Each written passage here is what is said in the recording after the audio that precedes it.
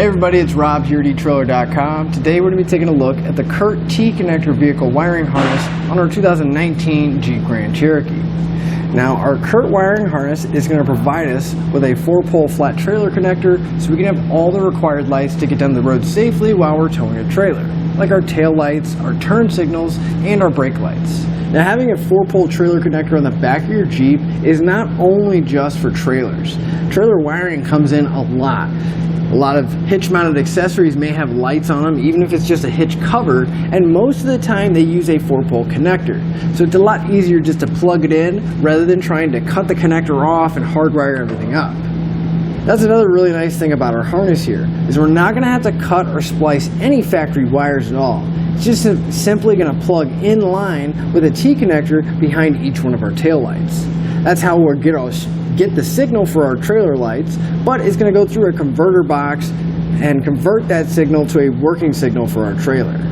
Now I know there's a lot of people out there that don't really like wiring. It makes them a little bit nervous, but this is pretty straightforward, and in fact we're going to walk it through exactly how everything hooks up and even how we routed our wire. In fact, let's go through the installation process together. To start our installation, we want to open up the rear hatch on our Grand Cherokee, and right on the inside channel here, right inside of the tail lights, we're going to have a couple fasteners that we pull out so we can get the tail light removed. So we're going to grab a flat blade screwdriver, and if you look real close at those fasteners, there's a little notch. You're going to put your screwdriver in the notch and pop out the center section. That'll allow us to take the tension off. And then we want to pull the rest of the push pin out the rest of the way. Sometimes they can be a little bit tight and don't really want to come out, but it just means you need to pull the center out a little bit further so it'll take some more tension of it off, then we can start working the rest of it out. Once you have them removed, you want to grab the tail light and you want to try to pull back as straight as possible. You can get a little bit of a wiggle just to help loosen it up, but we do have some pins that kind of help everything align and we don't want to break them. Then we can go to disconnect all the electrical connectors. Just slide the red tab away, press down, and you can pull the connector out. It's going to be the same for all three of them connecting the taillight in. We'll go ahead and set our taillight aside, and we'll move over to the passenger side and remove that as well. Now we need to get our wiring harness up to the top where our taillight connectors are.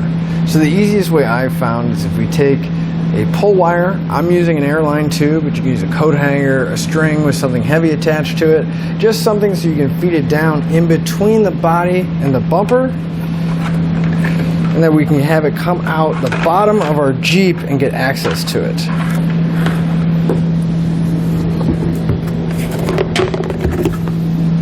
Now we can grab our wiring harness and attach it to the bottom and pull everything up. Now I do want to mention we're going to be bringing up the two connectors that have the yellow and brown wire on the driver's side. So we'll just take one of the connectors, I'll line it up with our Airline tube, and I'm just going to use some electrical tape to attach it to it so we don't have to worry about dropping it when we pull our pull wire up. Then we just kind of help guide it up and start pulling on our pull wire until we can get the connectors to come out through that opening. Now I will let you know, as you can see, that opening's pretty small, so you may have to kind of work to get the connector through. And as you can see, it's pretty tight right here, but we don't want to crush the connector or do any damage. But if you can, just very gently kind of pull away on the fascia to help you get it through. Just try not to have the tape let go, because we're going to have to go back underneath and reattach it.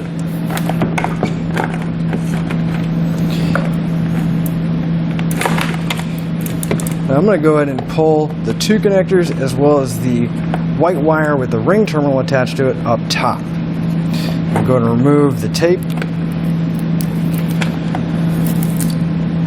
And the connectors on our harness here are going to match up with the connectors on our Jeep.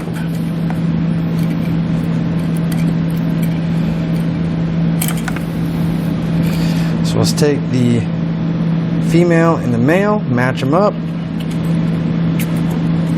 and plug them in, lock it down. We'll do the same thing for the other connector as well.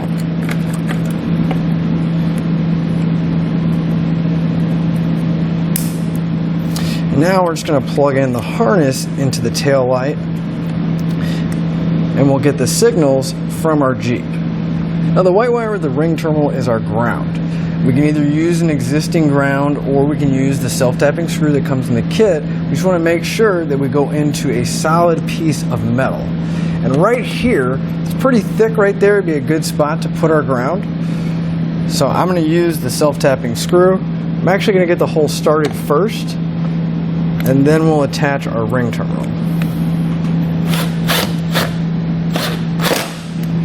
Now, the important thing about the ground wire and that ring terminal is you want to make sure it's nice and tight so that ring terminal is not spinning, but you don't want to strip out that screw. And with the driver's side done, we can plug all the connectors back in, and we can plug our taillight back in, put all the fasteners back in.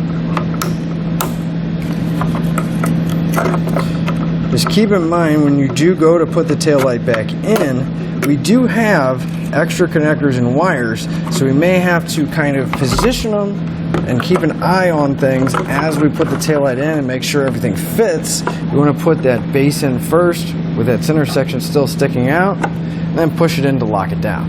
At this point we can route our green wire underneath our Jeep over to the passenger side. We're going to use that same method using the pull wire to get the connector up to the top.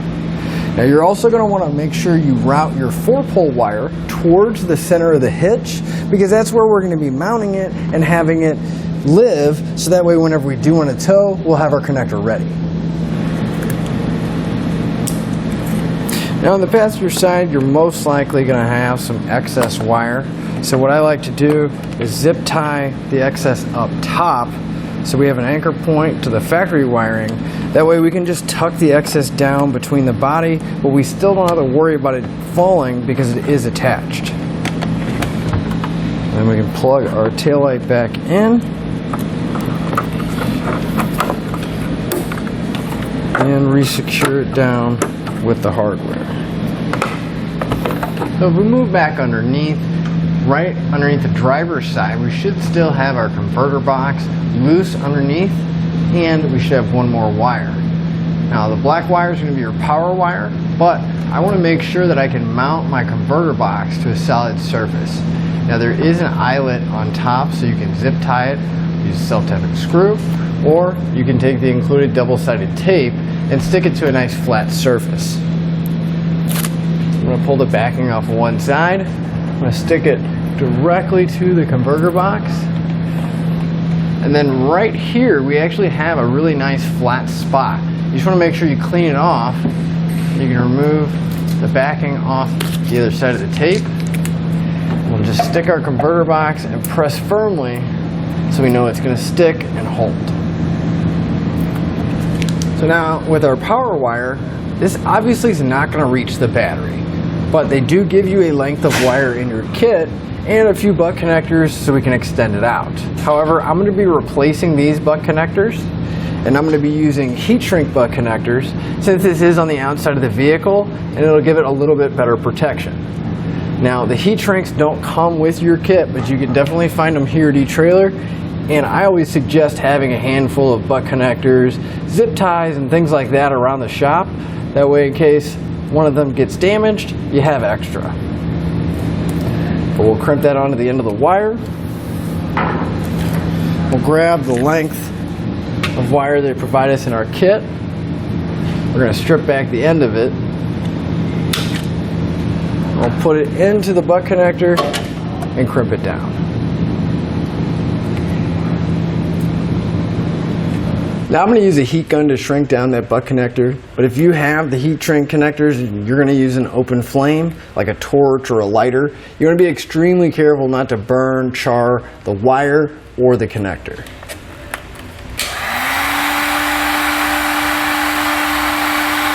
So now we need to route this to the positive post of our battery. Now I will let you know that the battery is actually on the passenger side.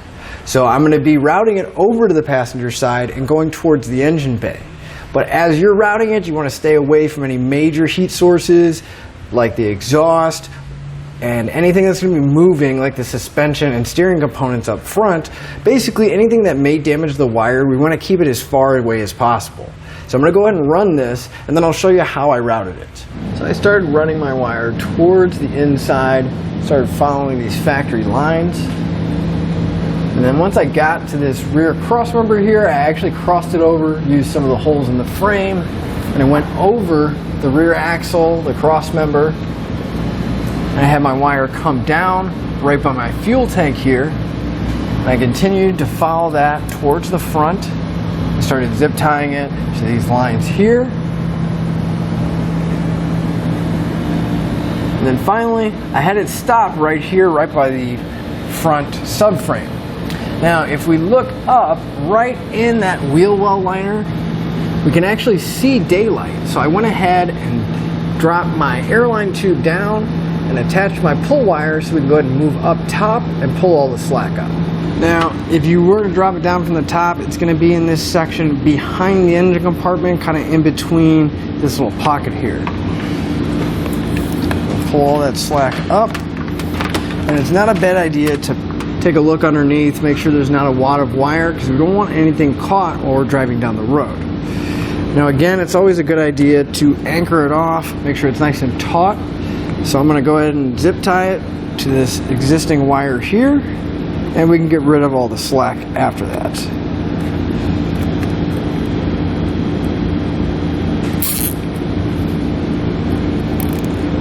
So then we want to grab the fuse holder out of our kit. Each end is going to be stripped back already. On one end, we're going to take the ring terminal out of our kit, crimp it in place. And then on the other end, we want to take another one of the butt connectors and crimp it down.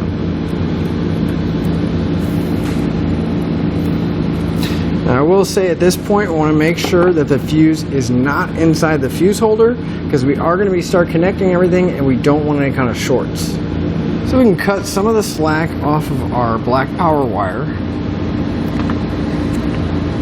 I always like to leave myself a little bit of wiggle room. That way I can move anything and change anything in the future if I need to. Then we'll strip back the end of it. And we're going to crimp down onto the other end of our butt connector.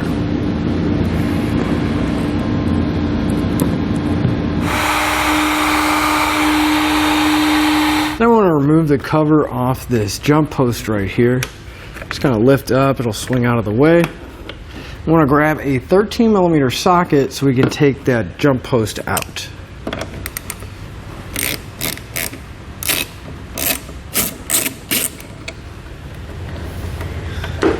We can loosen it up. Again, making sure you don't have the fuse in there just yet. We'll slide our ring terminal over. Then we can put that stud back on and tighten it down.